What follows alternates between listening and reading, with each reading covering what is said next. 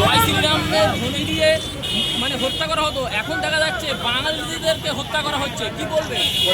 BJP শাসিত রাজ্যগুলিতে জয় শ্রীরামের নাম দিয়ে হত্যা করা হতো, কিন্তু এখন দেখা যাচ্ছে জয় শ্রীরাম নয়, বাঙালিদেরকে হত্যা করা হচ্ছে। আমার তো আশঙ্কা লাগছে বাঙালি যারা অভিযান চলছে না, আমার রাজ্য সরকারের কাছে আমি এখান থেকে এবং মিডিয়ার মাধ্যমে বার্তা দিতে চাইছি, যে সমস্ত রাজ্যে পশ্চিমবাংলার পরিযায়ী শ্রমিকরা আছেন সেই সমস্ত রাজ্যের মুখ্যমন্ত্রীর সাথে আমাদের রাজ্যের মুখ্যমন্ত্রী অবিলম্বে মিটিং করুন, ডায়লগের বিনিময় করুন, আমাদের বাঙালি শ্রমিকরা যাতে সুরক্ষিত থাকে তার ব্যবস্থা করুন। কারণ তথ্য অনুযায়ী পশ্চিমবঙ্গ বিধানসভায় যে তথ্যটা দিয়েছে তা অসম্পূর্ণ তথ্য, তাও বলছি প্রায় 22 লক্ষ শ্রমিক পশ্চিমবাংলা থেকে বিভিন্ন রাজ্যে কাজে আছে। হরেন মারতে হবে না, হরেন মারের প্রয়োজন নাই, বন্ধুরা একটা আমাদের সব ক্লিয়ার করে দেবে। তো যারা 22 লক্ষ শ্রমিক ভিন্ন রাজ্যে কাজে গিয়েছে, আর ভিন্ন রাজ্য থেকে আমাদের রাজ্যে প্রায় 1 কোটি থেকে 1.5 কোটি শ্রমিক আছে আমাদের রাজ্যে। কই আপনারা কোনোদিন দেখেছেন? উড়িষ্যা, তেলেঙ্গানা, মহারাষ্ট্রের, কেরলের, কর্ণাটকার বা কোনো রাজ্যের পরিযায়ী শ্রমিক আমাদের রাজ্যে আছে, তাদের সাথে আমরা কেউ খারাপ ব্যবহার করেছি না, আমাদের প্রশাসন খারাপ ব্যবহার করেছে, বরঞ্চ আমরা তাদেরকে অতিথি হিসাবে আমাদের বুকে আগলে রেখেছি।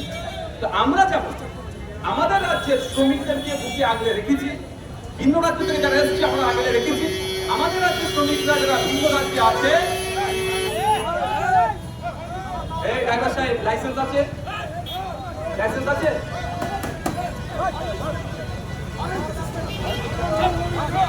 জানো না হর্ন বাজানো যেখানে সেখানে মন্দির আছে, মসজিদ আছে, লোকজন আছে, জনসভা আছে, পুলিশের লোকজন আছে, ভলেন্টিয়ারের রাস্তা ক্লিয়ার করে দিচ্ছে। তো আমাদের রাজ্যের যারা শ্রমিকরা ভিন্ন রাজ্যে আছে তাদেরকেও এইভাবে রাখতে হবে। লাস্ট 1 মাসের কথা বলছি, হরিয়ানায় সাবির মল্লিককে হত্যা করা হলো গিয়ে, আর গত কয়েকদিন আগে মহারাষ্ট্রে আপনার মুরারায় আপনার বীরভূমে সোমনাথ দেবনাথকেও গলা কেটে হত্যা করা হলো। এটা কোনোভাবেই মেনে নেওয়া যায় না। এটা যদি চলতে থাকে জুনিয়র ডাক্তাররা আন্দোলন তুলে নিয়েছে এবং তারা আন্দোলন যে রাস্তায় চিত্র রেখেছিল সেগুলোকে পানি দিয়ে ধুয়ে মুছে দেওয়া হচ্ছে, কি বলবেন? দেখুন, এটা কারণ যে স্লোগানগুলো লিখেছিল সেটা ধর্ষক খুনিদের বিপক্ষে, তিলোত্তমার পক্ষে।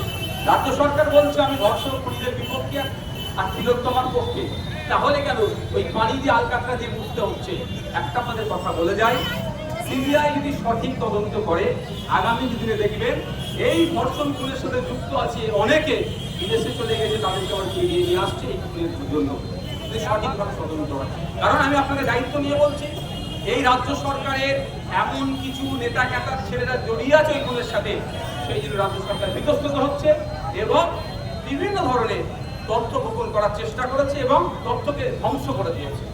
ভাইজান, আপনি যেভাবে সোশ্যাল মিডিয়া এবং গতি মিডিয়া তাদেরকে অ্যালাউ করছেন, মমতা ব্যানার্জি সোশ্যাল মিডিয়াদেরকে অ্যালাউ করছেন না, তাহলে কি সোশ্যাল মিডিয়াদের প্রশ্নের উত্তর দিতে ভয় পাচ্ছেন? দেখুন, কে কখনো কাউকে অ্যালাউ করবে তার স্বাধীনতা আমি হস্তক্ষেপ করতে পারি না, তবে আমি প্রত্যেকটা শ্রেণীর মিডিয়াকে আমি সম্মান জানাচ্ছি। আমি আশা করব প্রতিটা মিডিয়ায় গঠনমূলক কাজ করবে। মমতা ব্যানার্জি হয়তো একটু ভয় পেয়েছে, আপনারা এমন কিছু কোশ্চেন কীভাবে করে দেন সেটা আমি নাও মানে উত্তর নাও দিতে পারে বা উত্তর দিলে ওনার সমস্যা হয়ে যেতে পারে। যদিও মেন স্ট্রিম মিডিয়াও বেশ কিছু এমন কোশ্চেন সবচে এড়িয়ে যাচ্ছে। ইডি কিংবা সিবিআই যেসব তদন্তগুলো করছে বিশেষ করে অনুব্রত জামিন পেয়েছে, এই ধরনের যে আসামিগুলো যদি জামিন পেয়েছে, দেখুন, আমি বারবার বলছি ইডি সিবিআই সাকসেস রেট অনেক প্রশ্ন থেকে যায়।